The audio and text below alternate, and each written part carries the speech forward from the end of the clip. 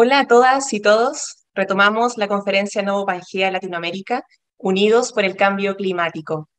Vamos con el panel número 2 de la jornada: Ecosistemas terrestres, amenazas y soluciones. Recuerden acompañarnos en la conversación comentando con el hashtag NovoPangeaMeri. Esta vez modera María José Segers, socia del estudio RZ Abogados, donde lidera el área de energía y recursos naturales. Buenos días, María José, y bienvenida. Muchas gracias, Paulina. Muchas gracias, Fundación Meri, por esta invitación.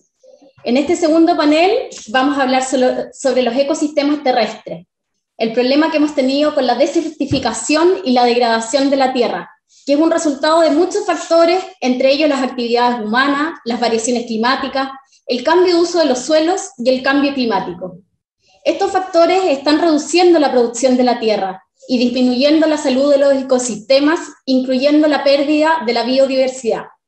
En este panel buscamos exponer diversas experiencias específicas de la región para evitar, reducir y revertir las amenazas, y así como también conversar sobre las soluciones que actualmente tienen los ecosistemas terrestres, contribuyendo a la mitigación y adaptación del cambio climático desde la perspectiva local o regional.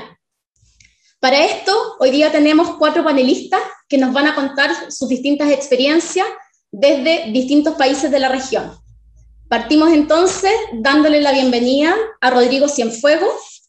Rodrigo es ingeniero civil hidráulico de la Pontificia Universidad Católica de Chile, magíster y doctor en Ciencias de la Tierra de la Universidad de Grenoble, Francia, profesor asociado del Departamento de Ingeniería Hidráulica y Ambiental de la Escuela de Ingeniería de la Pontificia Universidad Católica de Chile. Los últimos 6 años se ha desempeñado como director del Centro de Investigación para la Gestión Integrada del Riesgo de Desastres, CIGIDEN, y el Centro de Excelencia FONDAP de la Agencia Nacional de Investigación y Desarrollo, ANID. Rodrigo, bienvenido esta mañana.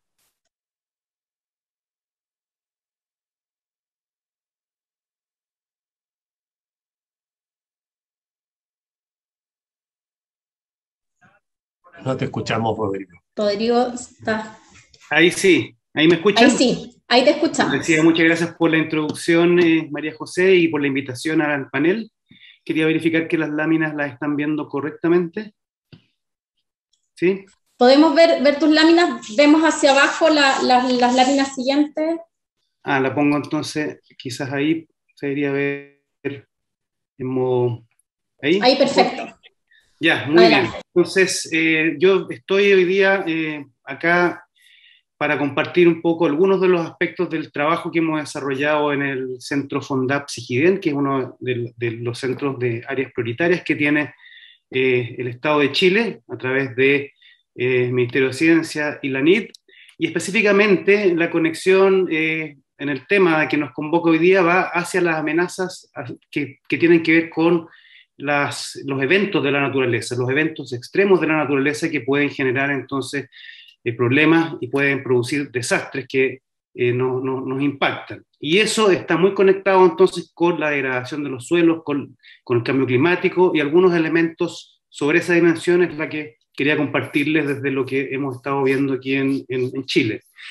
Primero, en relación a los datos, acá tenemos la cantidad de desastres medidos por sus consecuencias, donde son 10 o más personas que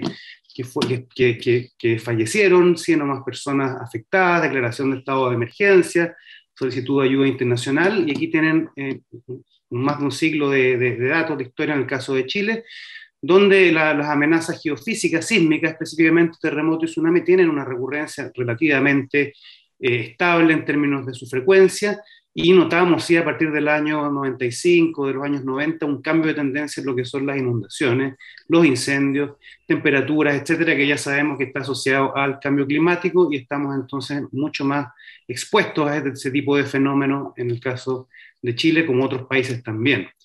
Rodrigo, perdón, parece que es la otra diapositiva donde podemos ver la estadística. Ahí sí. No sé si se quedó pegado la presentación o está andando bien. Sí, no, estamos viendo la primera página. Oye, sí que... Ucha. Déjenme ver si lo puedo reiniciar. Ahí ven la presentación, ¿sí? Quizás la dejo sí, así. Ahí la vemos, sí. Ya, vamos así. Algunos datos sobre... ¿Ah? Ya, sí lo voy a dejar así. Entonces ya tenemos algunos datos en la distribución del número de eventos, entonces en esta estadística está bastante repartida, con una predominancia de los fenómenos geofísicos, pero a nivel de las pérdidas, en el caso de Chile al menos, los terremotos siguen siendo, y también de las personas fallecidas, los más pesados, digamos, en términos de sus impactos, y es por eso que el país ha destinado mucho esfuerzo a prepararse mejor frente a ellos. Ahora últimamente hemos estado viendo un aumento justamente de los eventos climáticos que están siendo más frecuentes. Desde el punto de vista de lo que hacemos y el trabajo que hemos impulsado desde la investigación, en el caso de nuestro centro, es cambiar paradigmas, intentar trabajar un trabajo de cambio de paradigmas en el sentido de poder entender las amenazas, por supuesto, pero sobre todo ir hacia el entendimiento y la cuantificación de la exposición y las vulnerabilidades. El riesgo de desastre se compone de las amenazas, la exposición y las vulnerabilidades. Históricamente nos hemos enfocado mucho, o de manera muy prioritaria, solo en las amenazas. Y cuando vemos el problema desde esa otra dimensión, nos conectamos entonces inmediatamente con la gestión, con el cambio climático, con la adaptación y también con la sustentabilidad. Y eso es un poco un mensaje también importante que tenía esta conexión de la reducción o control del riesgo de desastres, pero también hacia la adaptación. Hemos trabajado en algunos sitios específicos, desplegando y desarrollando nuevas metodologías y nuevos modelos de intercambio de conocimiento que también son muy importantes en el contexto, ¿cierto?, de impulsar cambios no solamente administrativos, sino también a nivel legislativo y ojalá también en algunos casos culturales. Entonces se trata desde el esfuerzo que hemos piloteado de poder trabajar interdisciplinariamente desde el punto de vista del entendimiento de las amenazas en conexión con el cambio climático, la modelación de sistemas de infraestructura crítica, por ejemplo, cómo se propagan los efectos, las disrupciones hacia la economía, hacia las personas, evaluar eso, anticiparlo, y las soluciones van desde la mano de modificaciones a nivel de la planificación urbana y territorial, a nivel de la educación, a nivel de las prácticas sociales, gobernanza y participación. Entonces hemos estado muy trabajando con equipos de investigación de distintas disciplinas, distintas universidades también en distintos lugares de Chile, armando este tipo de modelos, este tipo de enfoque. Nos hemos enfocado en algunos sistemas específicos. En la costa, particularmente, hay un trabajo importante en entender y visibilizar los problemas que estamos enfrentando en la costa. Tenemos sitios privilegiados desde el punto de vista natural que debemos conservar.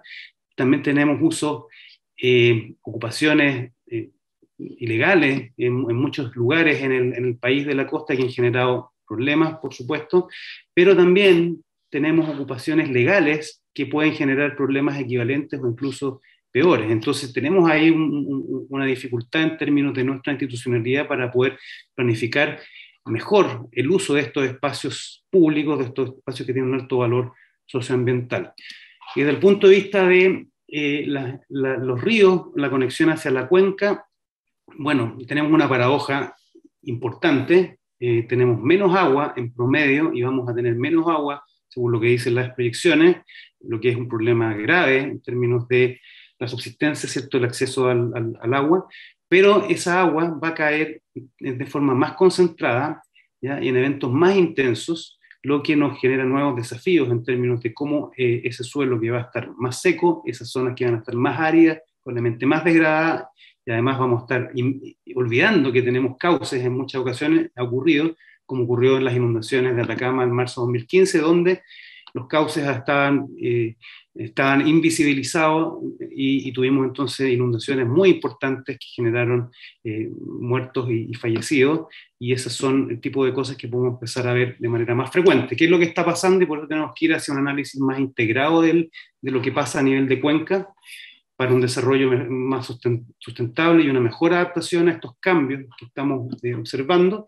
Tenemos una baja de precipitaciones totales en tendencia, una baja de los caudales totales, un aumento de la temperatura, y esto es clave porque esto está haciendo que las isotermas cera y la acumulación de nieve sea menor, la isoterma cera más arriba, y tenemos entonces aumento de caudales máximos instantáneos cuando ocurren estas precipitaciones. Entonces hay desafíos múltiples, contradictorios, y es por ello que deberíamos tener una mirada más amplia en relación a cómo abordar las soluciones en este contexto. Rodrigo, perdón, todavía no estamos viendo, se quedó pegada como en la tercera diapositiva, no sé si... Oh, estoy con el problema de pero ¿estaré escuchando bien o no? Sí, escuchando perfecto. No si sé. Te resulta, si no, no importa, seguimos. Voy a cerrar ya cortito, qué lástima, pero a ver, déjenme ver si voy a volver a conectar para mostrar la última lámina, a ver si resulta. No sé si es un problema de mi conexión acá y eso que estoy conectado en cable, pero... ¿Ahí? Sí, ahí sí. Solo para cerrar, una de las cosas de los aportes que hemos hecho en este último un par de años es un trabajo importante de desarrollo metodológico a nivel de la cuenca del río Maipo, justamente para contribuir a este análisis más integrado, donde estamos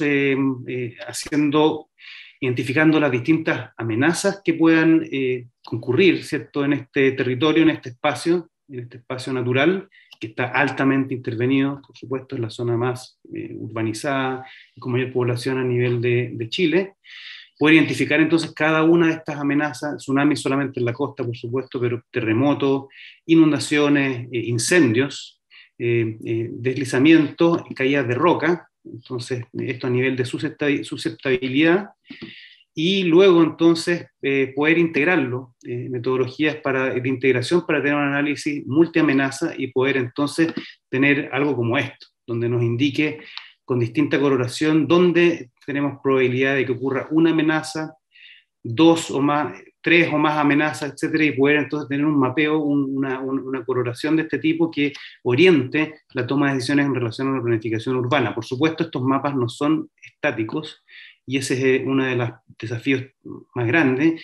Se modifican a nivel que nosotros decidimos urbanizar, construir, se modifican a medida que el clima va cambiando, y las consecuencias van también siendo distintas. Y eso es un desafío mayor, sobre todo cuando nosotros no estamos acostumbrados a tener planificaciones, a planificar hacia muy largo plazo, y eso es algo que tenemos que cambiar.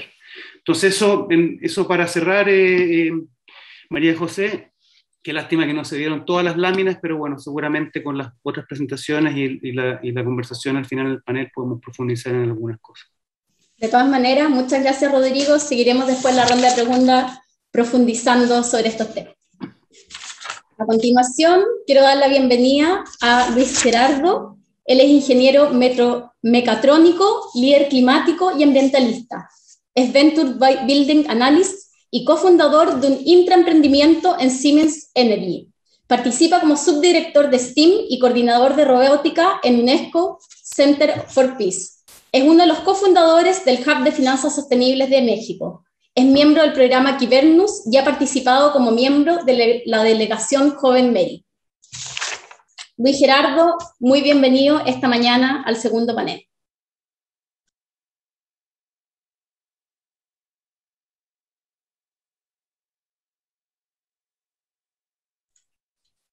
No te escuchamos.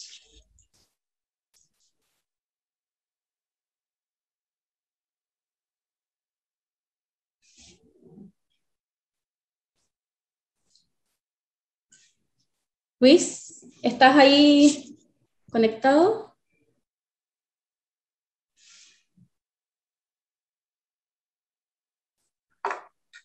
Bueno, esperemos unos segundos a ver si...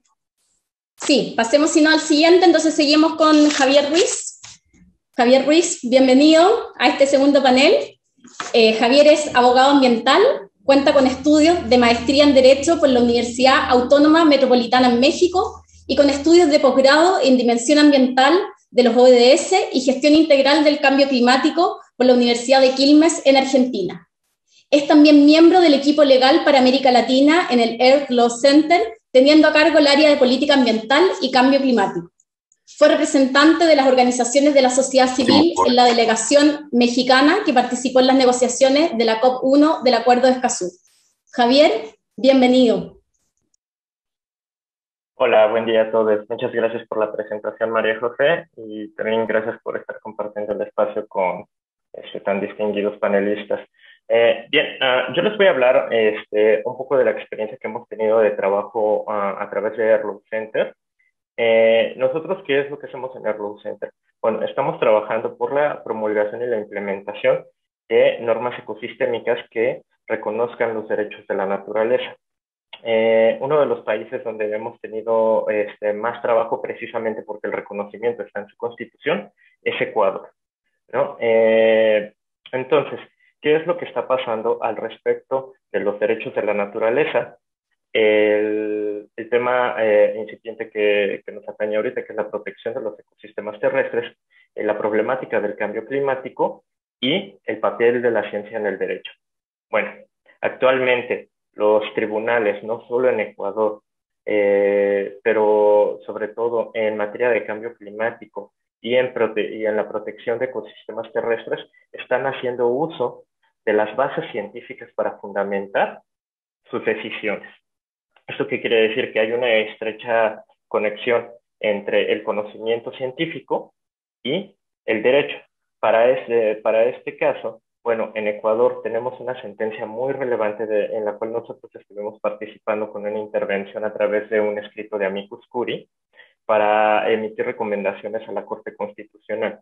Bien, en este caso, el ecosistema que se buscaba proteger y al cual reconocer la calidad de sujeto de derechos es el bosque protector Los Cedros, ¿no? ¿Qué pasa con el bosque protector Los Cedros? Es un bosque que alberga un alto índice de biodiversidad y sobre todo una cantidad elevada de especies endémicas, tanto de fauna como de flora.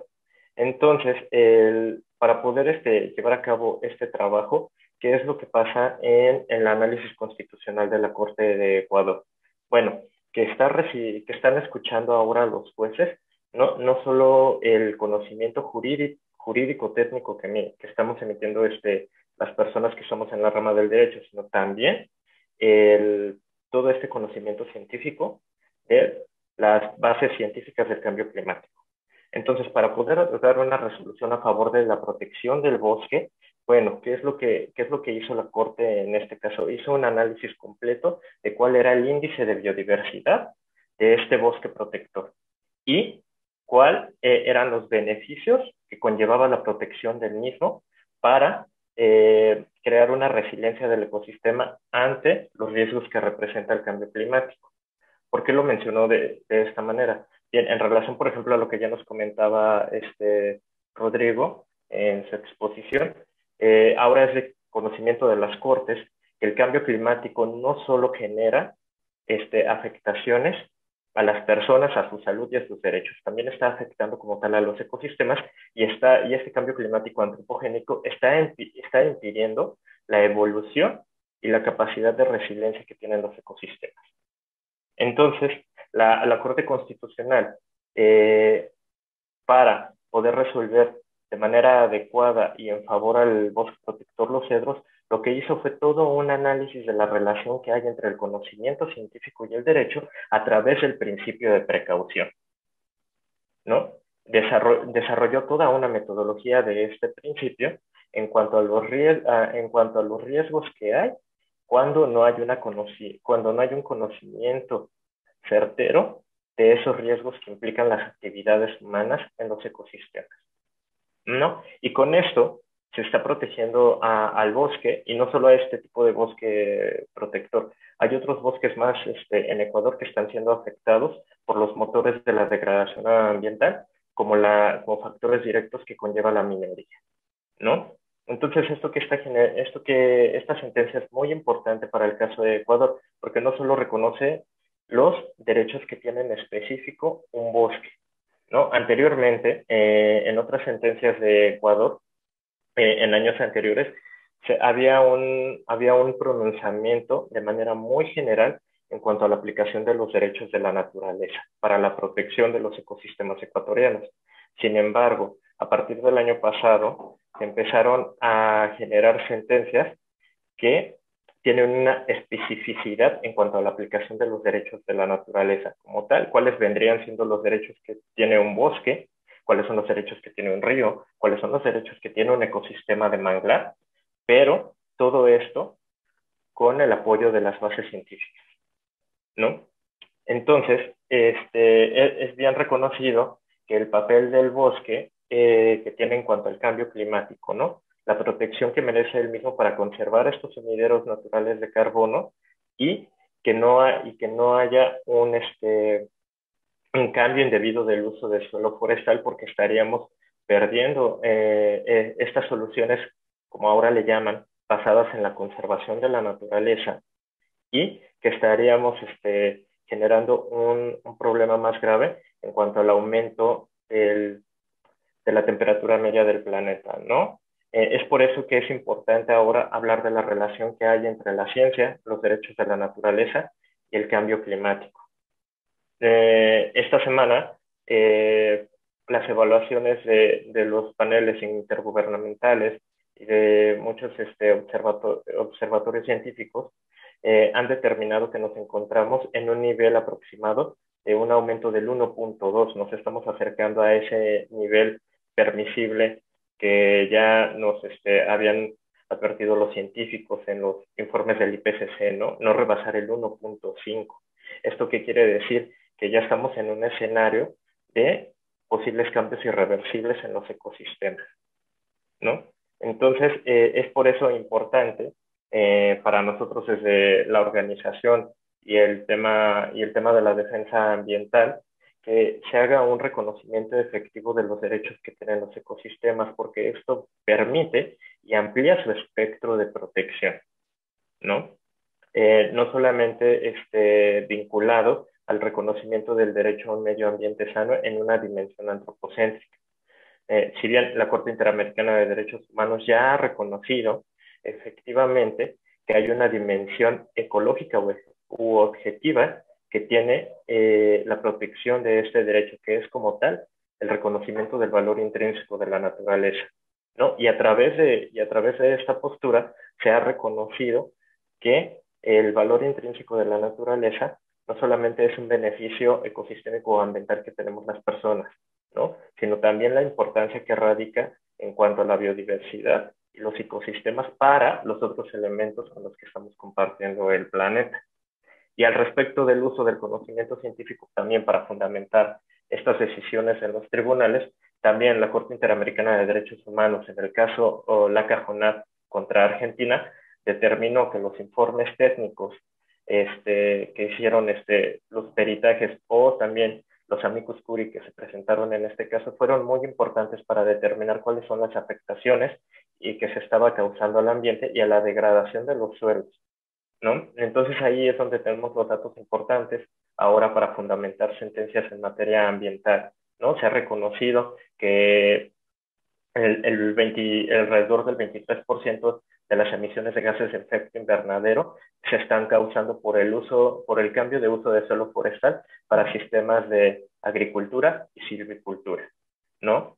Y si a esto le añadimos que existen otros motores de degradación antropocéntrica, como las actividades mineras que ya no permiten la regeneración de los ecosistemas, ¿no? Y el uso de monocultivos que también están generando una afectación a la biodiversidad de los mismos. Bueno, esto es lo que tenemos ahora, ¿no? La aplicación de este conocimiento científico para fundamentar las decisiones del derecho, ¿no? Y sobre todo en cuanto a los temas de acceso a la justicia en materia ambiental, en materia climática y en una dimensión ecológica cuando se le reconocen los derechos a los ecosistemas, ¿no? Se ha reconocido, por lo tanto, que las personas y los ecosistemas tienen un derecho a estar en un clima libre de riesgos para no estar ante este tipo de escenarios que representan cambios irreversibles a la forma de vida que tenemos, ¿no? Y eso es lo que les quería compartir en cuanto a las experiencias que tenemos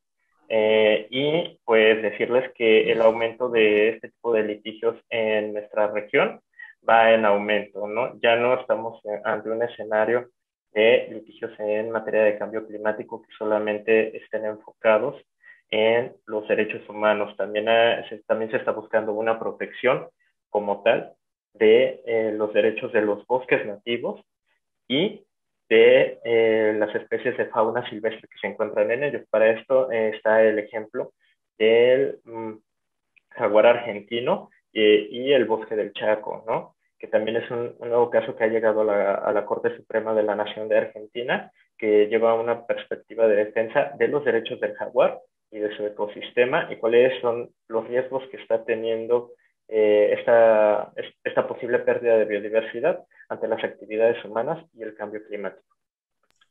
Muchas gracias, Javier.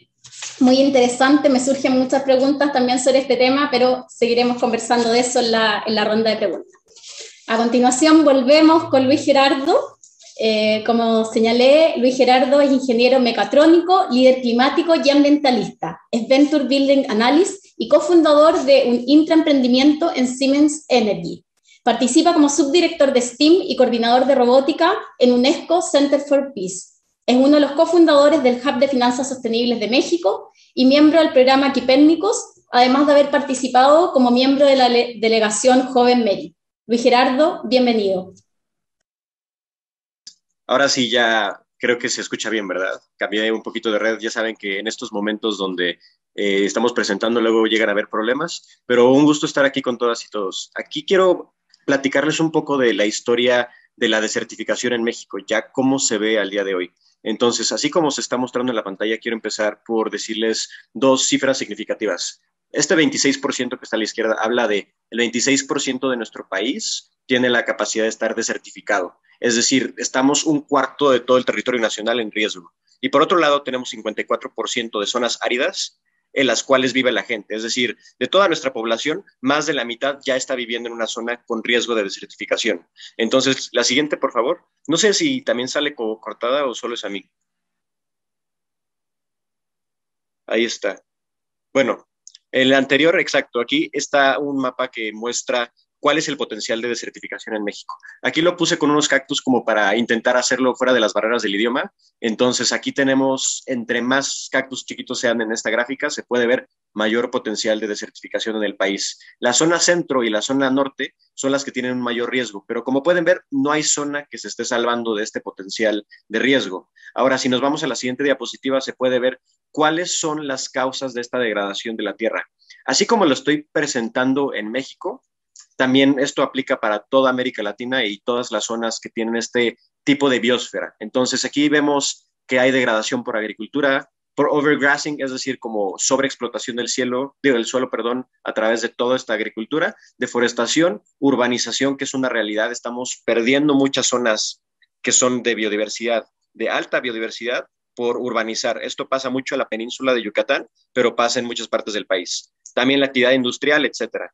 Entonces, si pasamos a la siguiente, ahora podemos ver los procesos que están causando esta degradación. Son procesos hídricos, en muy buena parte, es decir, que hay falta de agua en muchas regiones, o se puede dar también el caso contrario, se pueden haber inundaciones que eviten que crezcan las plantas que crecían anteriormente.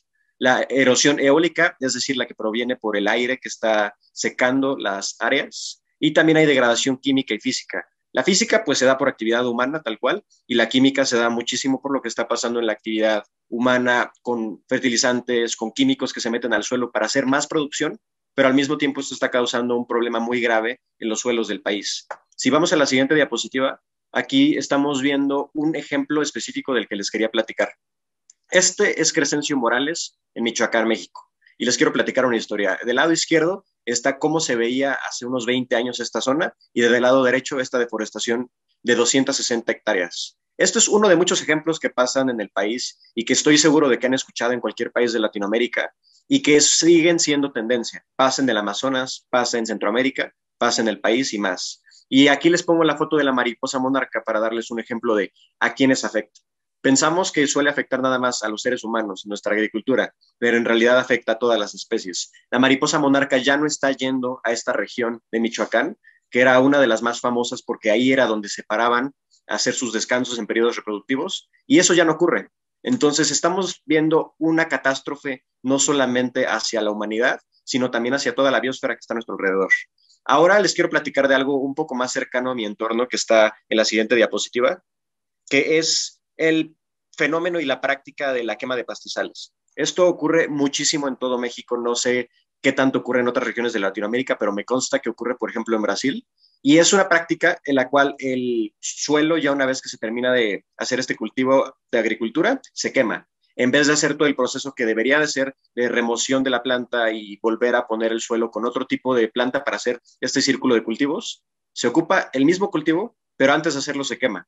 Entonces, tan solo verlo así es evidente cuáles son muchos de estos problemas. Uno de ellos es que la tierra deja de ser tan fértil porque se queman muchos nutrientes. Al hacer este proceso de combustión, muchos de los nutrientes como bases de nitrógeno, bases de potasio y otras cosas que necesitan las plantas, se pierden.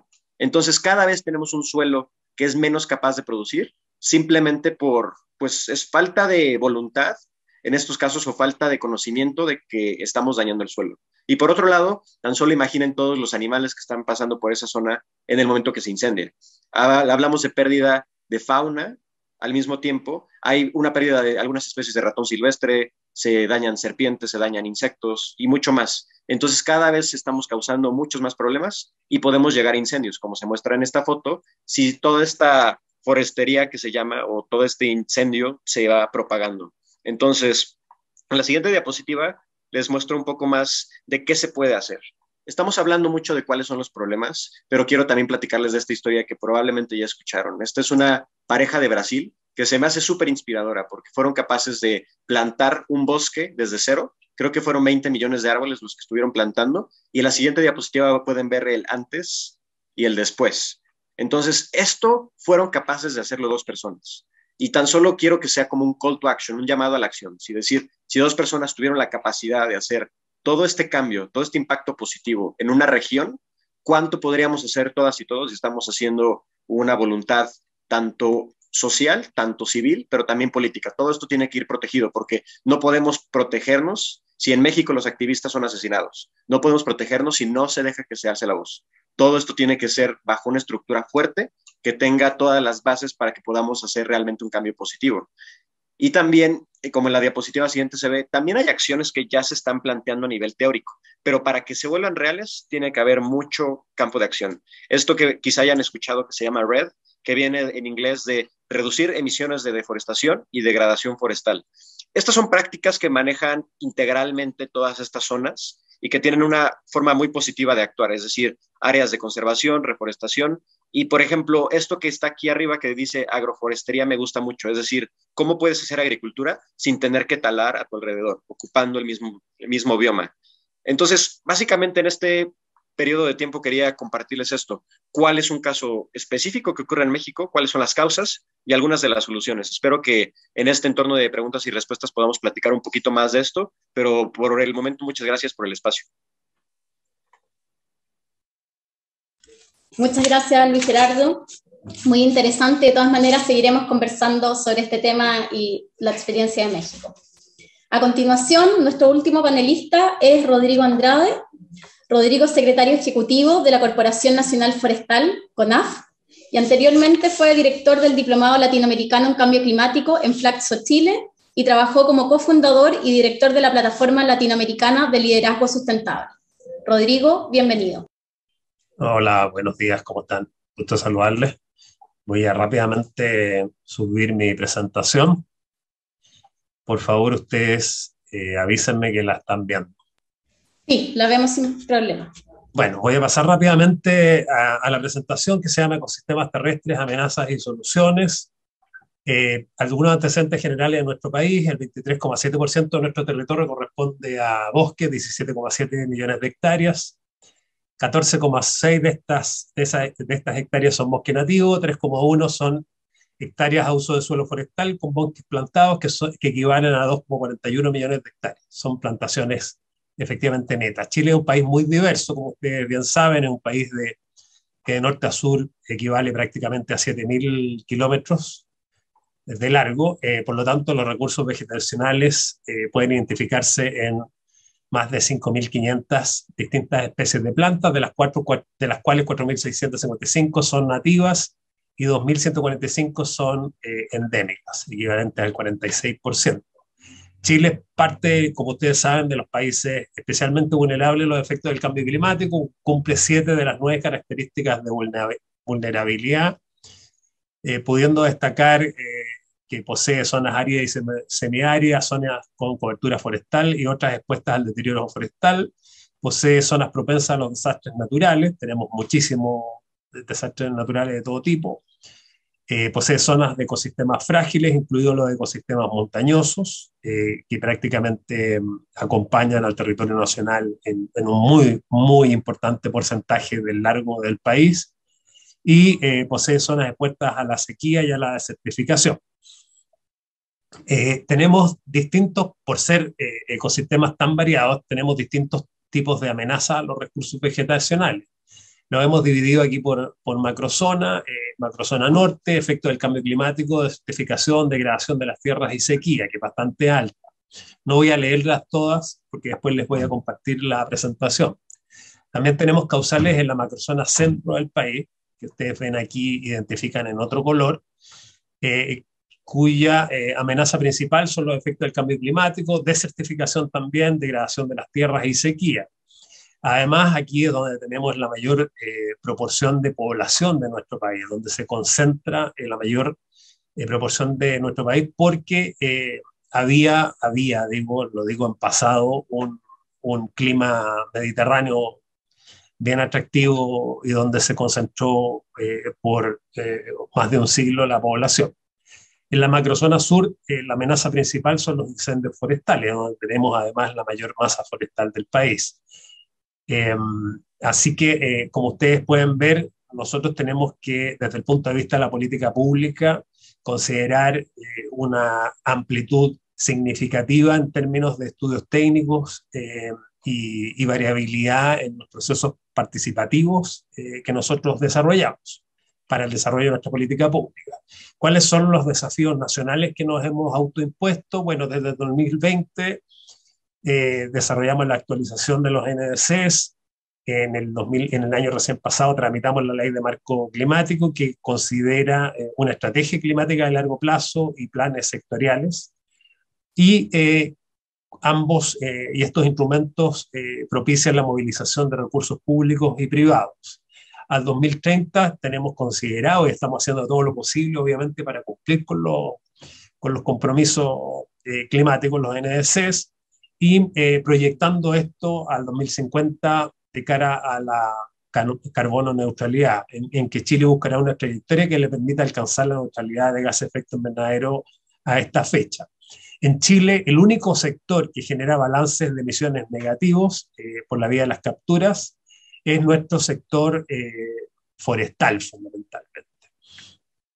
Luego, desde el punto de vista de los desafíos sectoriales y las contribuciones nacionales determinadas, tenemos, por un lado, que los bosques nativos como desafíos, digamos, el bosque nativo buscamos que 200.000 hectáreas tengan manejo sustentable y recuperar estos bosques, representando capturas de alrededor de 0,9 a 1,2 millones de toneladas de carbono equivalentes al año, mirando al 2030.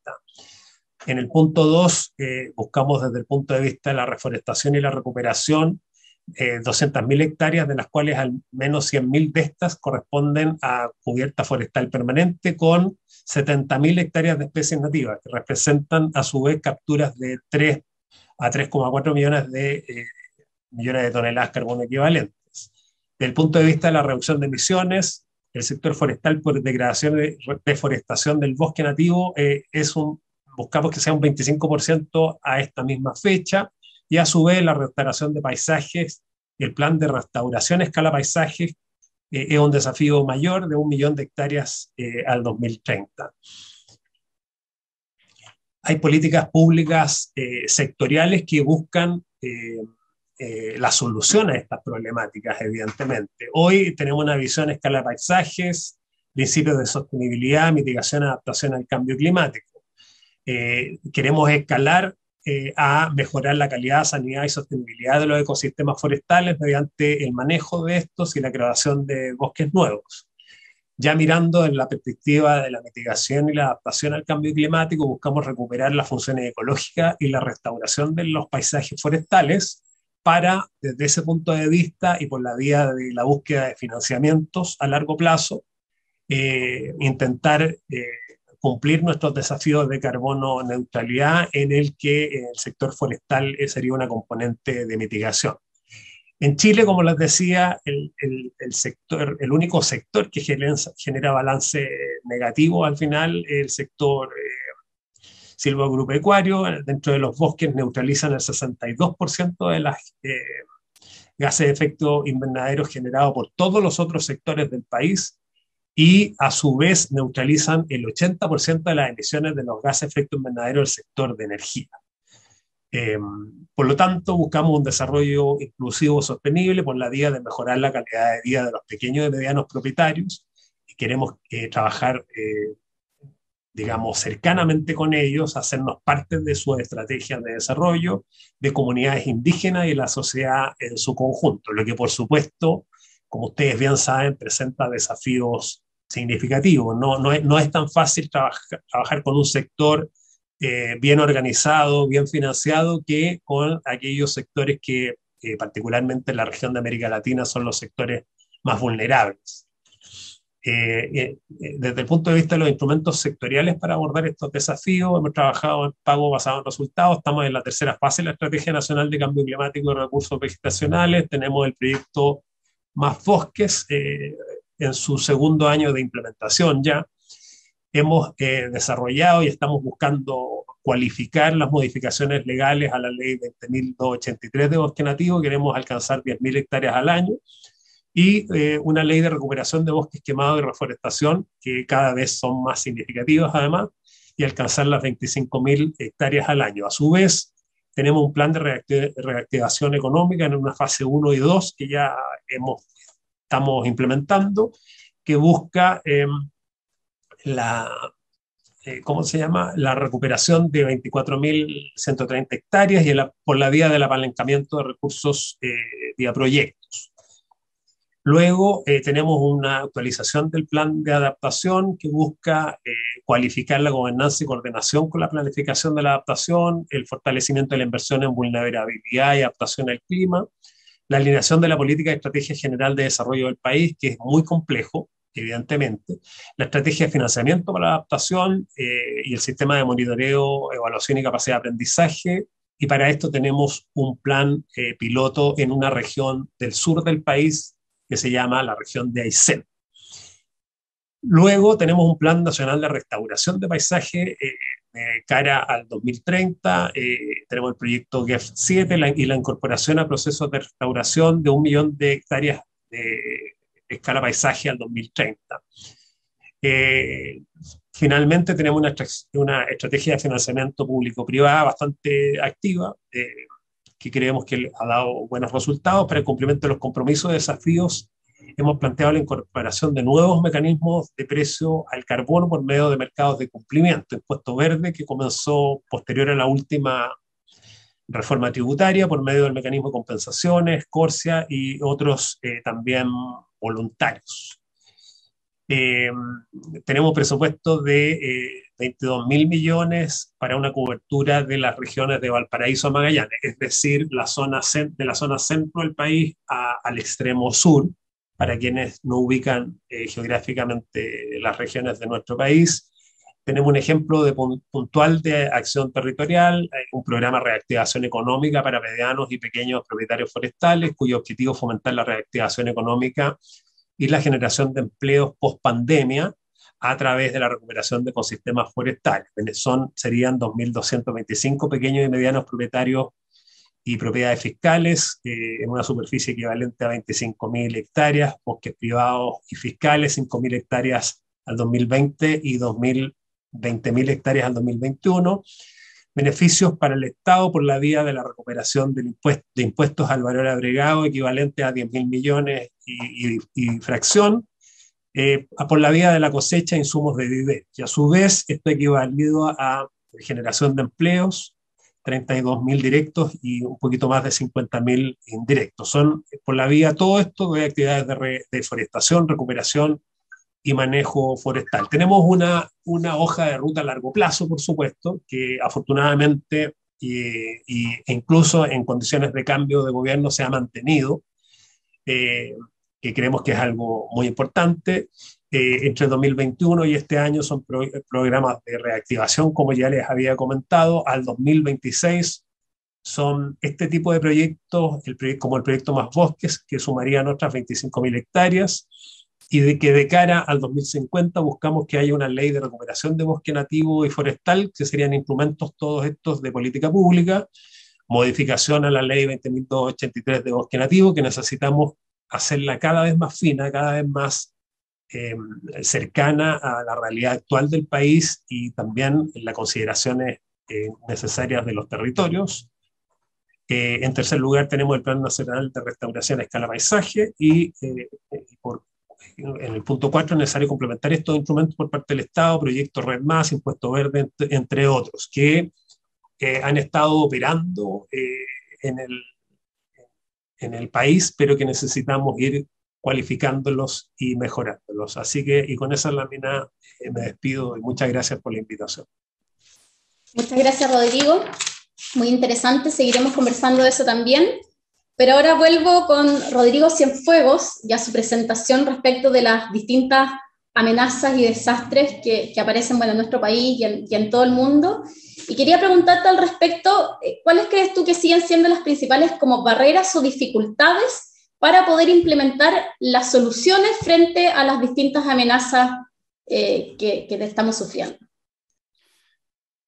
Bueno, una de las cosas que yo creo que el diagnóstico están bastante establecidos tienen que ver con la gran dispersión que tenemos nuestra institucionalidad y con las dificultades que hemos tenido para reconocer justamente, lo que se comentaba en otras de las presentaciones, esta mirada desde el territorio y desde la naturaleza. O sea, la naturaleza tiene una dinámica, tiene una forma de adaptarse que nosotros no hemos reconocido en nuestra forma de desarrollo. Entonces hay temas ahí y la institucionalidad que hemos generado, por supuesto, ha estado respondiendo a otras prioridades. En el caso de Chile, el agua, por ejemplo, una de las prioridades importantes es el acceso al agua, el uso del agua, es la cantidad de agua, y así toda nuestra institucionalidad tiene más de 40 distintos actores que inciden sobre la toma de decisión en relación al agua. Entonces, por supuesto que eso dificulta, y dentro de eso hay poca participación y poca mirada de lo que es un territorio, una cuenca, mirada de una perspectiva del sistema natural. Entonces, eso es algo en lo cual tenemos que cambiar, por supuesto, y hay conciencia, han habido mesas de trabajo, han habido discusiones acerca de mejorar la institucionalidad.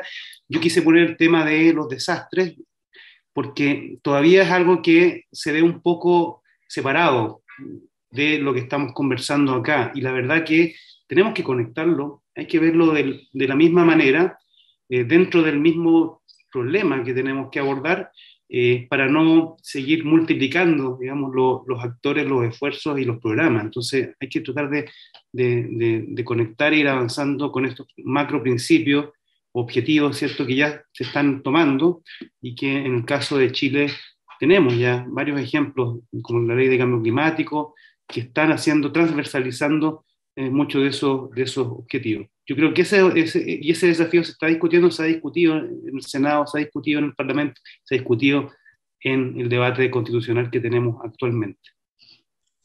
Así es, muchas gracias, Rodrigo. Bueno, conectando con lo anterior, claro, tú decías que una de las soluciones es el reconocimiento, es otra visión de la relación del ser humano con la naturaleza, es quizás el reconocimiento de los derechos de la naturaleza que hablaba Javier, y con eso quiero conectar mi pregunta hacia él.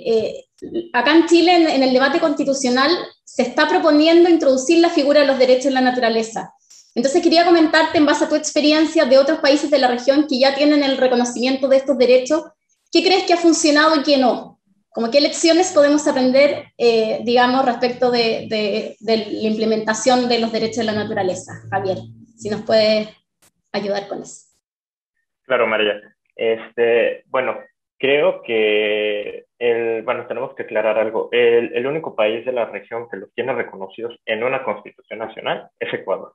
Existen otros ordenamientos locales en países como en México que están reconocidos en la Constitución de la Ciudad de México, Oaxaca, Colima, el estado de Guerrero, pero este es a un nivel estatal o de provincia, ¿no? Tenemos algunos ordenamientos municipales en Perú para el reconocimiento de derechos de cuencas. Tenemos también a nivel provincial en Argentina un caso. ¿Qué hay fuera de esto? El reconocimiento de los derechos de los ecosistemas o como sujetos de derechos, pero a través de una decisión judicial, ¿no? Como ha pasado en Colombia, que tenemos allí el caso de la Amazonía colombiana, que también ese es un litigio de cambio climático, que tuvo este éxito con esa sentencia, ¿no? Que se reconociera la Amazonía colombiana como un sujeto de derechos. El caso también muy particular del río Atrato y otras experiencias en el mundo que se han dado a través de ordenamientos, pero no a nivel constitucional. Solamente está el caso de Ecuador, pero es el principal ejemplo a seguir de ciertos impedimentos, ciertas adaptaciones y armonización que deben de tener las normas, que son infralegales a la Constitución o que se deben de adaptar a las garantías constitucionales que tiene una Constitución, ¿no? Para este caso. Entonces creo que la experiencia de Ecuador sí es pertinente seguirla de cerca. ¿Por qué?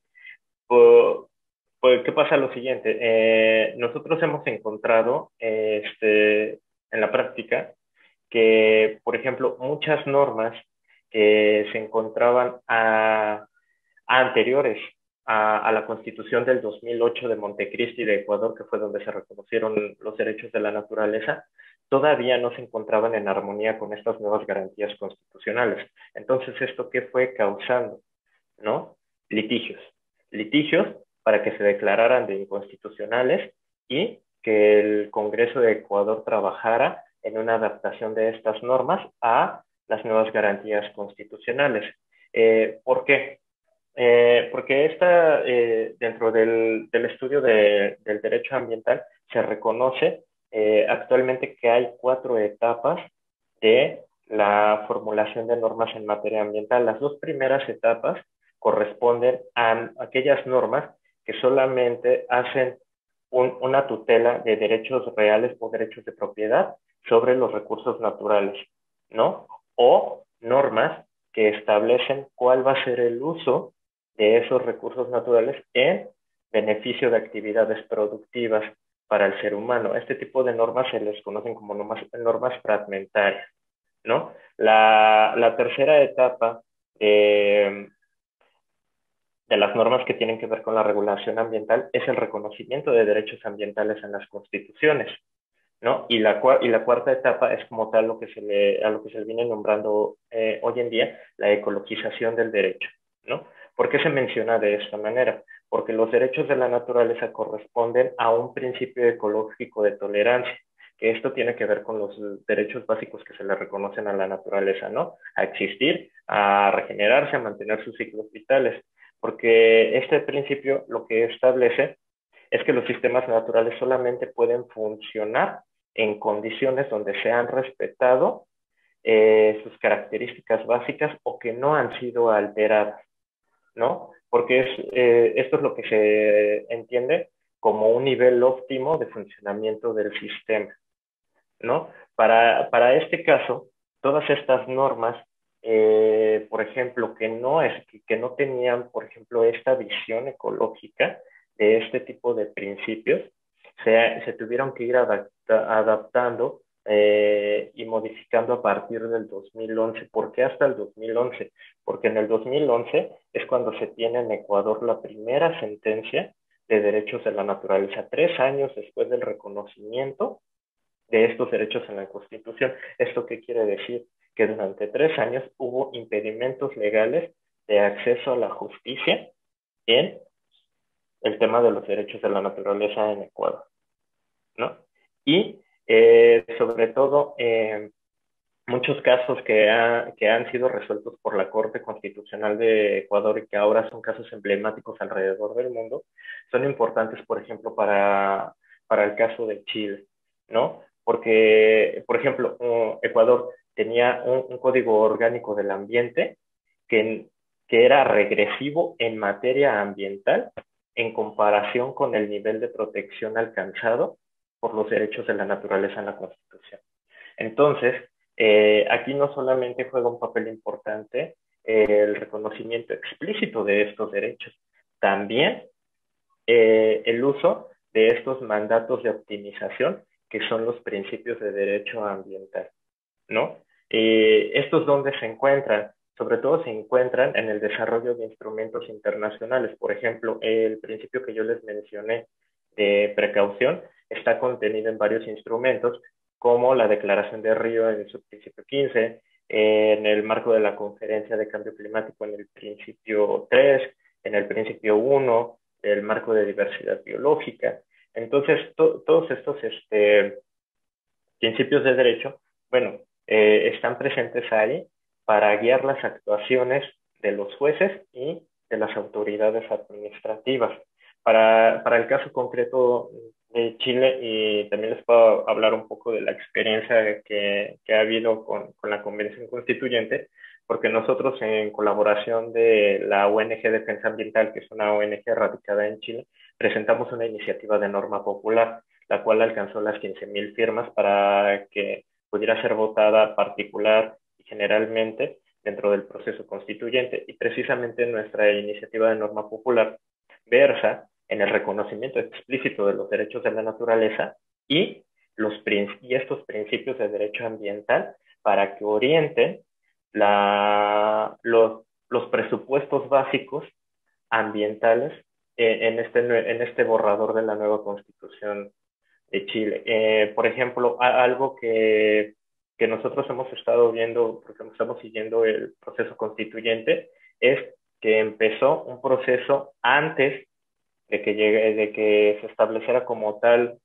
cuáles iban a ser las normas constitucionales en el borrador, y de que se integrara la Comisión de Armonización, que ya lo estaban haciendo algunos de los constituyentes, ¿no? Después de que se aceptó en el borrador 3 artículos al respecto que hablan de los derechos de la naturaleza, otras disposiciones sobre ríos, sobre la defensoría del pueblo y de la naturaleza, o sobre la regulación de manglares y de humedales, empezaron a integrar también el reconocimiento de sus derechos ya a partir de este borrador, ¿no? Y por ejemplo, esto es un avance en comparación a lo que pasó en Ecuador. En Ecuador solamente se estableció de manera general los derechos de la naturaleza, y fue en el desarrollo jurisprudencial y de normas posteriores que se empezó a trabajar como tal el carácter específico de un ecosistema o de un elemento de la naturaleza con derechos. Muchas gracias, Javier. Muy interesante. Claramente acá en Chile tenemos harto que hacer en materia constitucional y legal, pero para ir terminando le quiero preguntar a Luis Gerardo, además de estas soluciones que ha mencionado Javier desde el punto de vista constitucional o legal, ¿qué otras soluciones crees tú que deberían implementarse para evitar todos estos problemas de desertificación que se dan en toda la región y que tú has descrito muy bien en relación a México? Muchas gracias por la pregunta, María. Pues justamente creo que algo muy importante es evitar centralizar las acciones, porque si confiamos, por ejemplo, en un ente gobierno que haga todo y pues el ente gobierno no está funcionando, digo, se puede hacer que funcione bien, lo cual es excelente, pero realmente también podemos actuar desde el sector público, perdón, privado, desde el sector, también las personas que trabajan en el campo y darles las herramientas. Entonces, yo creo que los 2 pilares fundamentales son educación e innovación. Y eso lo veo a partir de mis experiencias y de todo lo que he visto. Si a la gente se le enseña acerca de cómo mejor hacer uso de la tierra, lo va a hacer una vez que ya lo hace. Y entonces toda esa educación que es propagativa, lo bueno es que no incurre en capital, lo podemos ver así. Yo educo y no necesito gastar en educación más allá de lo que comparto. Entonces eso es muy propagativo, con los medios que tenemos actualmente se puede pasar a todo el país. Y la innovación, finalmente, nada más, ya sé que tenemos poquito tiempo, pero para cerrar por este lado, es importante el emprendimiento que realmente se fomente, porque ahorita hay muchas tecnologías, muchos métodos, muchas técnicas que están haciendo que pequeñas micro pymes y pequeñas empresas medianas y grandes incluso se han convertido, lo hacen a través de la innovación. Entonces, es decir, ¿sabes qué? Yo tengo mi negocio local de fertilizantes orgánicos, yo tengo mi negocio local de plantas que pueden cultivar. O sea, todo eso va fomentando y va poniendo en marcha todo este dinamismo que se necesita. Muchas gracias, Luis Gerardo. Por cierto, han surgido varias ideas de cómo ir avanzando en este tema para ir mitigando y adaptándonos a los efectos del cambio climático. Así que quiero agradecerle a todos los panelistas, a Rodrigo Cienfuegos, Javier Ruiz, Luis Gerardo y también a Rodrigo Andrade, que se tuvo que retirar. Y los dejamos a todos invitados para el tercer panel del cambio climático y seguridad alimentaria, nuevos desafíos para la humanidad, que comenzará tras el break. Muchas gracias. Muchas gracias, bonito día. Igualmente, que estén muy bien. Muchas gracias, María José, muchas gracias a cada uno de los expertos, a Rodrigo Cienfuegos, Rodrigo Andrade, Javier Ruiz, Luis Gerardo, bueno, y por supuesto María José Segers, experta en energía y recursos naturales, por su moderación. La conversación completa del panel 2, Ecosistemas Terrestres, la podrán encontrar en www.fundacionmeri.cl y también aquí en fcs.tv. Ahora vamos a ir a un receso de unos 10 minutos para retomar con el panel 3 sobre cambio climático y seguridad alimentaria ya cerca del mediodía. Nos vemos. Te presentamos Territoriar, una app que te permitirá aprender sobre nuestra biodiversidad de una manera lúdica, didáctica y completa. Chile es un laboratorio de una invaluable riqueza en biodiversidad presente en sus ecosistemas terrestres y marinos. Descarga la app, disfruta, aprende y educa a distintos cursos y edades a través de realidad aumentada y fichas con información descargable para ser usadas en la sala de clases o desde la casa. ¡Vamos a territoriar! Hola, soy Sonia Español Jiménez, soy bióloga marina, trabajo en Fundación Meri. Hace 8 años me vine de España a Chile para estudiar las ballenas.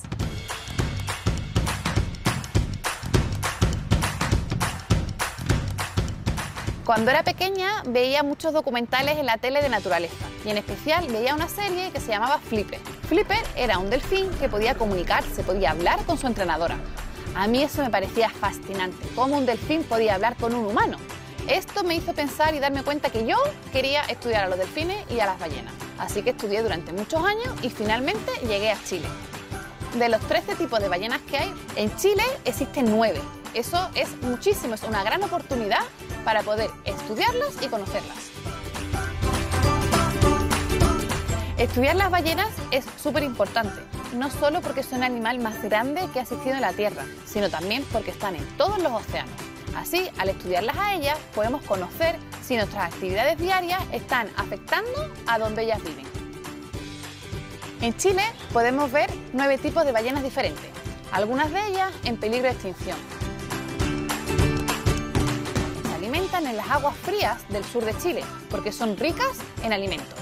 Una vez que se alimentan, se van a las aguas más calientes, como por ejemplo Ecuador, a reproducirse y tener sus crías, porque así estas nacerán más a salvo. Si queremos proteger a nuestras ballenas, tenemos que cuidar nuestros océanos. Y una de las formas más simples en las que todos podemos ayudar es preocuparnos de cómo y en qué usamos el agua de nuestras casas, porque finalmente todo el agua en algún momento va a llegar al océano. Los océanos producen el 50% del oxígeno que todos nosotros consumimos y para ello las ballenas son clave, porque con sus nutrientes ayudan a que aparezcan unas microalgas que son como unos árboles en chiquitito que por una parte generan este oxígeno y por otra absorben el CO2 de la atmósfera. Así que tanto las ballenas como los océanos nos están ayudando a día de hoy a mitigar las consecuencias del cambio climático. Si quieres conocer más sobre las ballenas y el fascinante mundo marino, te invitamos a ver ahora las cápsulas educativas de Fundación Meri y a que nos sigas en las redes sociales y en www.fundacionmeri.cl. ¡Nos vemos!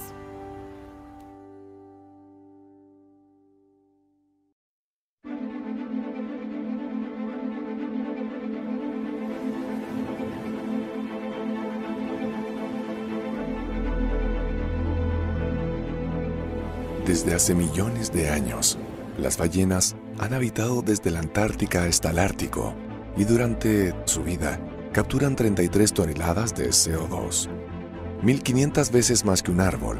Este es absorbido en sus cuerpos por lo que no vuelve a salir a la atmósfera, ayudando así a reducir uno de los principales gases causante del calentamiento global. Las ballenas aportan nutrientes a su paso por todos los océanos. Estos nutrientes son fuente de vida microscópica, como el plancton, que ayuda a los océanos a fabricar el 50% del oxígeno que consume el planeta. Además, este sirve de alimento a otros organismos, siendo una cadena sin fin que favorece a todo el ecosistema marino y al ser humano que se beneficia de este servicio traducido en la pesquería. Cuantas más ballenas, más peces. Sin embargo, las ballenas están bajo amenaza. Entre el 2007 y 2019 van más de 1.200 víctimas.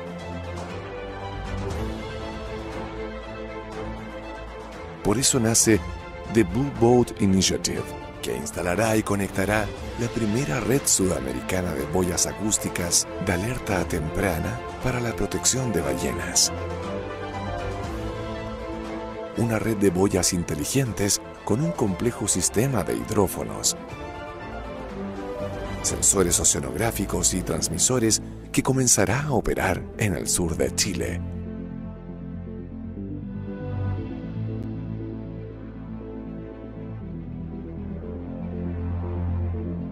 Esta es una de las principales áreas de alimentación y crianza de ballenas del hemisferio sur, gracias a la gran productividad y refugio que generan la combinación única de fiordos y las corrientes subantárticas y oceánicas.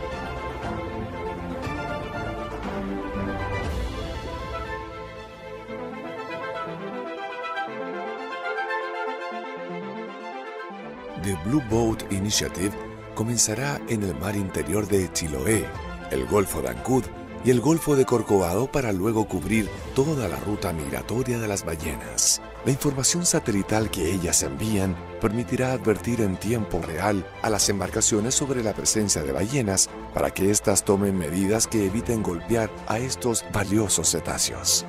Estas boyas permitirán también conocer datos vitales en cuanto al calentamiento global de los océanos, debido a los sensores oceanográficos que monitorearán el estado de salud de los océanos. El océano es parte esencial del ciclo de la vida y nosotros podemos ayudar a que ésta siga adelante, multiplicándose y beneficiando al mundo entero. Sé parte de esta inédita iniciativa chilena. Ayúdanos a cambiar la historia del océano y el mundo.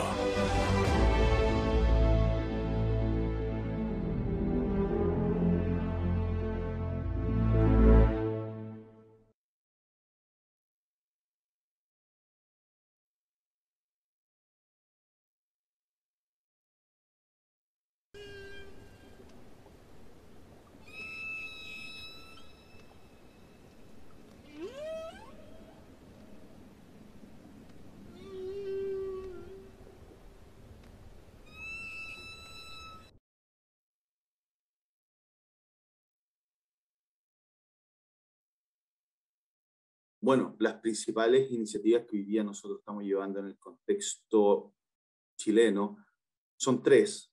Una, que es la red de aprendizaje para la pesca artesanal, la cual de una u otra forma entrega las distintas herramientas y es un espacio también de conversación, de poder intercambiar experiencia entre los distintos actores que se desarrollan en la pesca artesanal, desde lo que son los pescadores propiamente tal, pasando por los institutos científicos y aquellas instituciones que tienen que ver con la fiscalización y con la administración de los distintos recursos.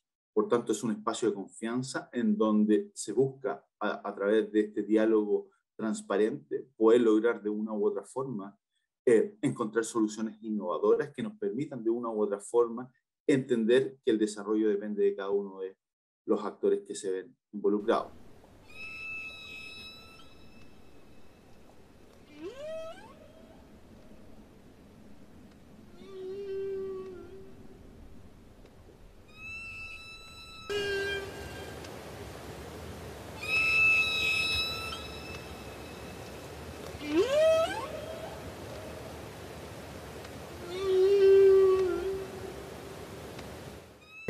Es este proyecto de Blue Boat Initiative, que a través de la instalación de boyas acústicas en lugares de alta congregación de cetáceos permitirá dar aviso en tiempo real a las embarcaciones para que éstas disminuyan su velocidad